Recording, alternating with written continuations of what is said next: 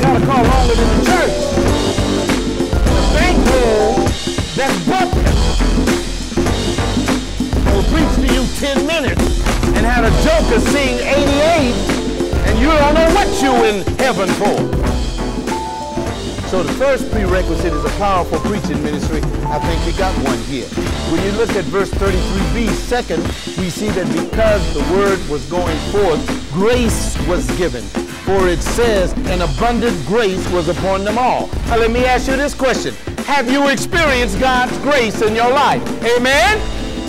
If you've experienced God's grace, you meet the criterion again. Now some of you sitting there with your eyes closed and your brain shut down. What are you here for? This is for believers. Believers.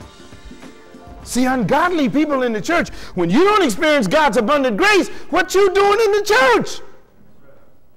Oh, John, I don't like this. What do you think we was going to do? Stay here the rest of our lives? So I think that we've experienced God's grace. We see this happening in the first century, and we also see it happening in the 20th century. Thirdly, what do I see in verse 34a? We see the edification of the body was paramount.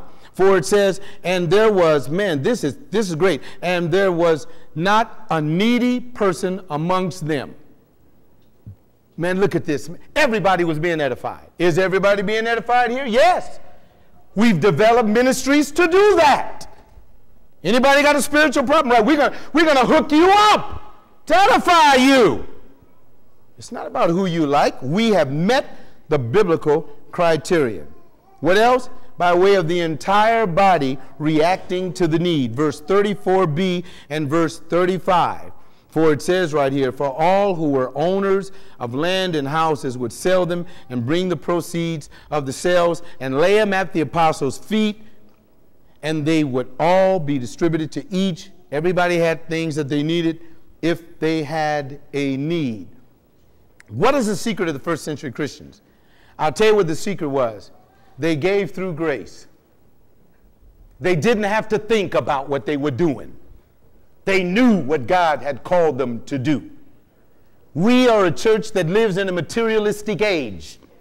God will give you jobs and health and money and all of that for the sake of a worship community to expand the ministry. We also note one thing that was manifested powerfully in the gift of giving. When you look at verse 36, you see one particular person who had the gift that stood out, and that's why Luke the writer writes about him, because his gift stood out above everybody else's. And Joseph, a Levite of Cyprian birth, who was also called Barnabas by the apostles. And if you know anything about Barnabas, Paul could not take a missionary journey unless Barnabas financed it. All you got to do is read the whole book.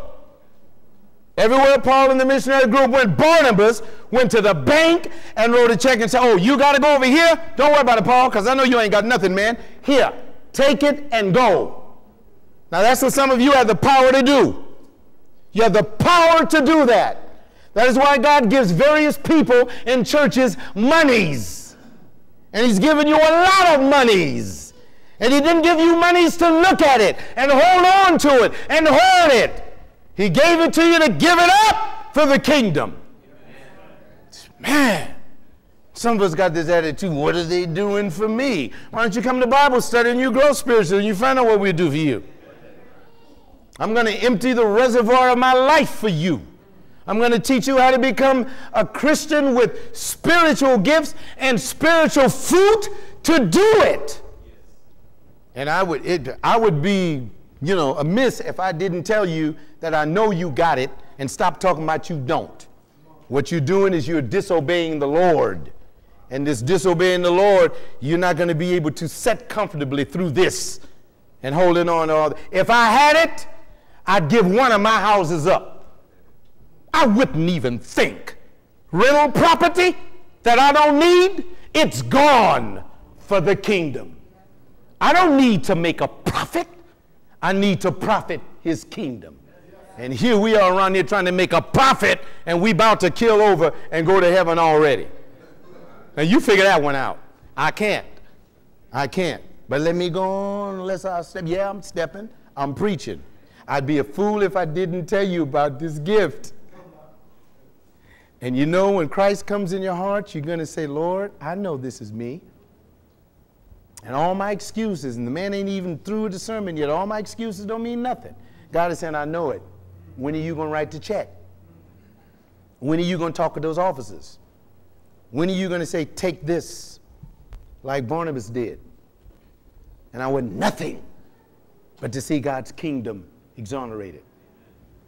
And we may give you a broom in the new place, and you help us sweep up, because you're going to keep your gift clean. Amen? Amen. See, but when you into pride and self, you want your plaque on the wall. We're going to give you a plaque, all right, with a broom stuck to it. And I'm going to help you sweep up the joint. Amen. Now, let me get on back to this. Oh, yeah, the gift of giving. Man, you know what I love about this guy? He was a member of a community that also had a history. When you look at verse 36a, for it says, Joseph, a Levite of Cyprian birth. See, now, some of us come from a great heritage. We come from a community, just like this man did. He also had a nickname which was connected with his, which was characteristic of who he was. When you look at verse 36b, who also was called Barnabas by the apostles, and this was his nickname, son of encouragement. He was known because he encouraged the church. The man said he had the gift of giving and he had the gift of encouragement. How did he encourage the church? Let me write the check. Man, that is, I said, look, here it is. This is the way it looks. But John, you ain't got nothing. I ain't got this gift. How do you know the other one's got it? Ha. Let me keep on looking at this. He was a man that had no difficulty in making a decision at all. Because he had no difficulty in making the decision because his actions illustrate for us what he did in verse 37. He owned a tract of land. He owned a tract of land. He wasn't renting it, it was his. Clear and free. Every dollar that God gives us is ours. Clear and free. It may not be a tract of land, it may be an inheritance. It may be a diamond brooch you got that you ain't got no business wearing in the streets no how in South Central because you wouldn't get very long with it. Whatever it is. Okay? He had something of value and he knew it. He knew it was valuable. Didn't nobody have to tell him. He knew what it was all about. Something else. He didn't have difficulty making the decision because in verse 37b, it tells me what did he do? And he sold it. He didn't have to toy with it. He sold it. I think that we understand now that the Bible is a human book. Well, now show me how that gift works. He sold it. Yeah, man, he gave up all that. No, wait a minute. Then he proceeded to transfer the gift in verse 37c. He brought the money. See, that's transferring it. He bought it. He sold it. He transferred. I'm going to take this money and I'm going to give it up.